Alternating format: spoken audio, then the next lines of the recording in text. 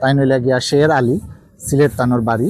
আর তাই 26-27 লাখ টাকা খরচ করি লন্ডন আইসলা একটা সুন্দর স্বপ্ন লইয়া, কিন্তু মাঝখানে তানোর স্বপ্নটা ভঙ্গ হয়ে গেছে।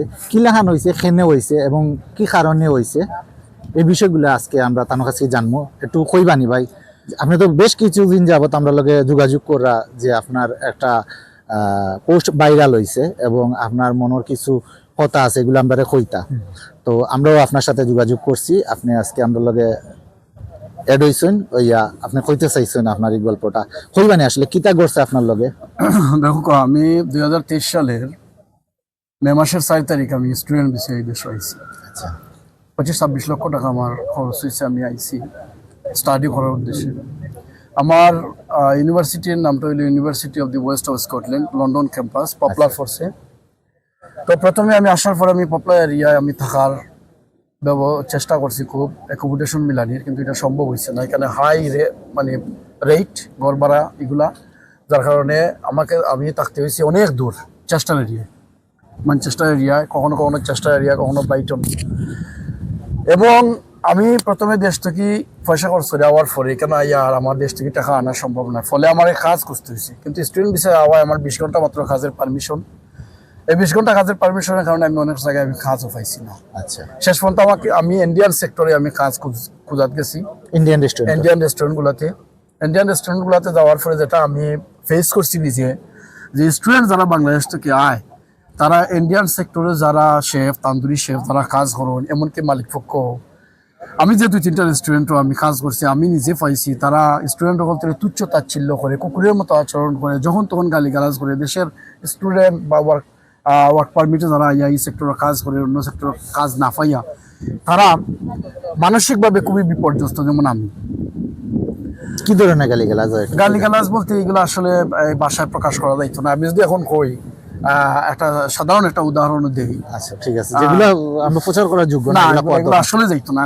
একটা আমি দেখো, আমি দেশে শিক্ষকতা পেশায় আসলাম, স্বপ্ন আছিল কেন আইলে আমি নিজের এস্টাবলিশ করবো, আমার পরিবারের আমি উন্নতভাবে দেশও আমি চালাইতাম পারবো, দেশেও আমি টাকা ফাটাইবো, দেশের অর্থনীতির আরো উন্নত করবো, কিন্তু কিচ্ছু করতে পারলাম না। আমার জীবনযাপন লইয়া এখন আমার টানা চেষ্টা করছে। আমি লাস্ট চেষ্টার নর্থ উইচ এরিয়া, আপনি জানেন, ওখানে আমি একটা কাজও আমি গেছিলাম লাস্ট 2 উইকস আগে। এখানে গিয়া আমি কাজ করতাম পারছি না, ফলে এক সপ্তাহ আমি খুব কষ্ট করি গালিগালা সহ্য করি, আমি চেষ্টা করছি কাজটা করার, কিন্তু সেকেন্ড সপ্তাহ তাই আমি আর সহ্য করতাম পারছি না। তারা আমার সাথে এমন ব্যবহার করছে, আমি ফালাই আইতে বাধ্য হয়েছি, অর্থাৎ আমি কাজ ছাড়তে বাধ্য হয়েছি। কাজ ছাড়তে গিয়ে আমি মালিককে কইলাম যে আমি যে কটা টাকা গাম জ্বলাই আমি কাম করলাম, কই একদিন আমার পয়সা গুণ আমার দিয়া দিন।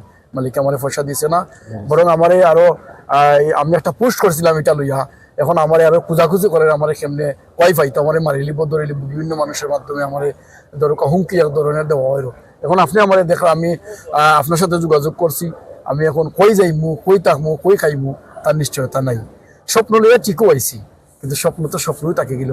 মাঝবত আমার জীবন, আমার পরিবারের হতাশা, আমি মেন্টাল ডিপ্রেশনের মধ্যে এখন আছি। কারণ আপনি আমার সিচুয়েশন দেখুক, আর এরকম শুধু আমি নাই, আপনি কুচবিহার দেখুক, হাজার হাজার স্টুডেন্ট যারা বাংলাদেশ থেকে আইছে, এভাবে তারা মালিক পক্ষ, ইন্ডিয়ান রেস্টুরেন্টের মালিক পক্ষ, বিশেষ করে শেফ, তান্দুরি শেফের অত্যাচারী, এটা বাসায় এরা না হইতে পারে না সইতে পারে, এমন পরিস্থিতি কয় না কেন, এটাই তো আমি বুঝতে পাই না। যেমন আমি এখন একটা পোস্ট যখন আমি করলাম, তখন অনেকেই পোস্টে দেখছে, কমেন্ট করছো, আমার সাথে হয়েছে, অমুকের সাথে হয়েছে। তখন আমি কোয়েশ্চন করলাম, ভাই আপনি এগুলো প্রকাশ করেন না কেন? বলে ভাই আমরা তো ভয় করে, আমরা লোকে কিতা করবো। এই পোস্টটা কিন্তু আমরাও দেখছি এবং আপনার পুরা পোস্ট আমরা পড়ছি, পড়িয়া মানে মনে হয়েছে যে আসলে আপনার সাথে আমরা কথা কোয়া। আমার এই জায়গায় একটা কথা কোয়ার আছে, আমি মনে করি আমার অধিকার, এটা আমার, আমি কাজ করছি, আমার টাকা পাওয়ার অধিকার, আমার সাথে সুন্দর ব্যবহার করা তারা আমার সাথে করতো, আমার এটা অধিকার। আমি কাজ করলাম, আমি পরিশ্রম করলাম, আমি এমনি পয়সা নিলাম না, তারা আমার সাথে কেন মিসবিহেভ করতো। এভাবে সব স্টুডেন্ট যারা আইসি দেশের সব স্টুডেন্ট, আমি মনে করি তারা প্রত্যেকে তাদের বয়েজ আপ করা দরকার, প্রতিবাদ করা দরকার। প্রয়োজন আমরা লিখিতভাবে আমরা এই দেশের গভর্নমেন্টে জানানি দরকার যে এই সেক্টরগুলো, ওই সেক্টরগুলো যেখানে আমরা কাজ, আপনারা পারমিশন দিচ্ছেন 20 ঘন্টার, আমরা কাজও গেলেও আমরা হেনস্থ হইতে হয়েছে। আমরা বিভিন্ন ধরনের গালিগালাজ তারা আমরা করে, আমরা তুচ্ছ তাচ্ছিল্য করে, এবং আমরা এমনও আছে আমরা যেখানে কাজ করলে আমরা 50 পাউন্ড পাইতাম, তারা আমরা 20 পাউন্ড দিল। এটা আরো ধরনের কিন্তু ক্রাইম, তারা আমরা লোকে করে, প্রতিনিয়ত করে। কিন্তু আমরা কইতাম পারলাম না, সহ্য করতাম পারলাম না। কে আপনার মালিক, রেস্টুরেন্টের মালিক নি না বলতে গেলে শেফরা? আপনি দেখো শেফ তান্দুরি শেফরা কিন্তু বিশেষ করে এই মিসবিহেভটা করে। এই বিচারটা যখন আমরা মালিককে দেই, তখন মালিককে কিন্তু আমরা ফিটাতে এক ধরনের মিসা বুলায়। কারণ তারা হলে কম টাকা দিয়ে কাম করাই লিত, আবার ইবাদি তারা হাত রাখে, তারা রেস্টুরেন্ট ক্লাস চলতো। আমরা যদি যাই কি তারা কিছু যায় হয় না, তারা আবার আরেকজন স্টুডেন্ট আনবো, আবার অত্যাচার করবো, স্টুডেন্টের লোক যা তা তারা করতে পারে।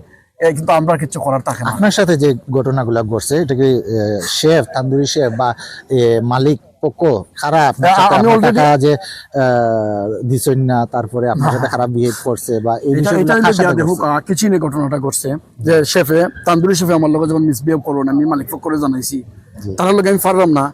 শেষ পর্যন্ত আমি কইছি আমরা খাওয়া করতে পারতাম না এরকম, তারা গালি গালাজ করে, তারা আমার লগে এমনকি তারা মানে বিদায় করিল, যাও এটা আমরা, এটা মানুষের দরকার নাই, স্টুডেন্ট করে এটা মানুষ না, এই নাই মানে কিতা কইতাম। তখন আমি মালিককে আমি কইলাম আমার অন্তকে টাকা গুণ দেও, তারা টাকাও দিল না।